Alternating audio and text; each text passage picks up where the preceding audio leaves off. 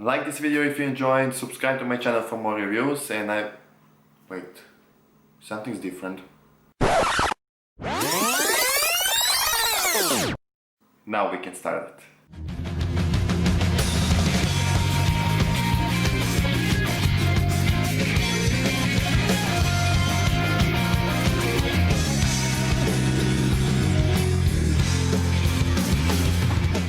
Hi everyone, my name is Martin and welcome to my channel. So, Tenet is newest Christopher Nolan's movie, another movie that was actually delayed because of all this pandemic stuff going on, and it was one of my most anticipating movies for 2020. Armed with the one word, Tenet, and fighting for the survival of the entire world, a protagonist journeys through the twilight world of international espionage on a mission that will unfold in something beyond the real time. I read this on IMDb because it's the easiest way to explain a plot about this movie without spoiling anything.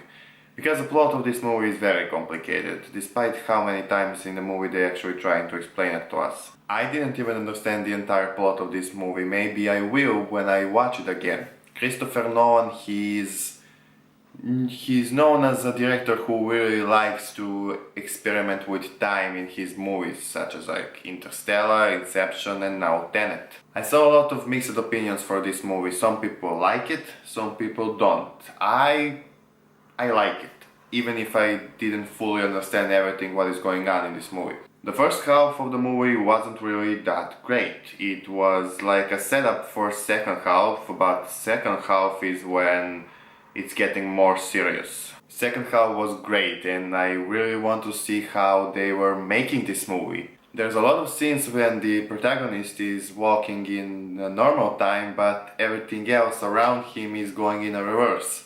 There's also that one scene, a hallway scene that we actually saw in the trailers, and that scene is when everything starts to go better for this movie. That scene is actually the biggest reason why I want to see making of this film. It is definitely something that you haven't seen before.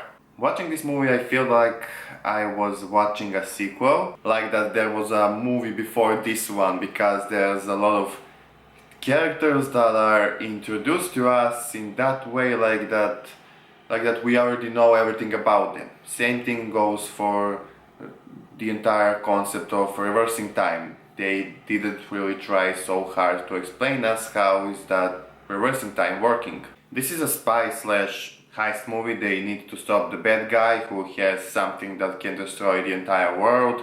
They need to get something, so they're going from one place to another place, from one person to another person, and it's a very complex movie. You can't really track everything that is going on first time watching it. That's why I'm probably going to rewatch it at least 2 more times, just so I can fully understand the entire movie. I really do like this movie. In a world today when everything is filled with sequels, remakes, prequels, it's kinda nice to see something original for change, and no one is better with original stories than Christopher Nolan. John David Washington and Robert Pattinson were great. I am not really familiar with John Washington's career. I think I only watched him in one movie before, Black Klansman I think. But Robert Pattinson, I can't wait to see this guy as the Batman, because the movie is called The Batman. I think his career is grown so much in the last few years. He actually made a great movie last year, The Lighthouse, with William Dafoe, which I'm highly going to recommend you to watch it. And of course, in this movie we have Michael Caine's cameo, because why not? He is in every Christopher Nolan's movie. There's also a couple of scenes when I don't know if it is a movie mistake or a cinema mistake, but there's for example one scene with Robert Pattinson and some other guy at the airport. I'm not gonna spoil of course what is going on that scene, but the sound effects were so loud you can't really hear what they were talking. I didn't really have so much issues with that because I watched the movie with subtitles, but I don't know, comment down below, did you have that problem too, or it was just me? The last act was so great. The last act is so amazing because I almost spoiled that. Trust me, just go watch the movie, go watch the last act. The last act is definitely something that you haven't seen before. I'm gonna give Tenet, I don't know, 8, 8.5.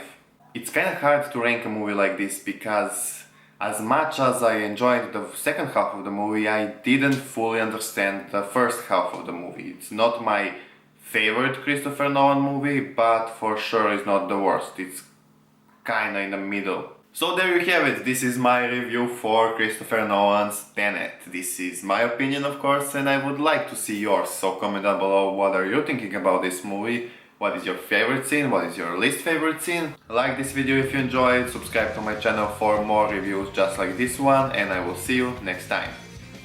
Bye!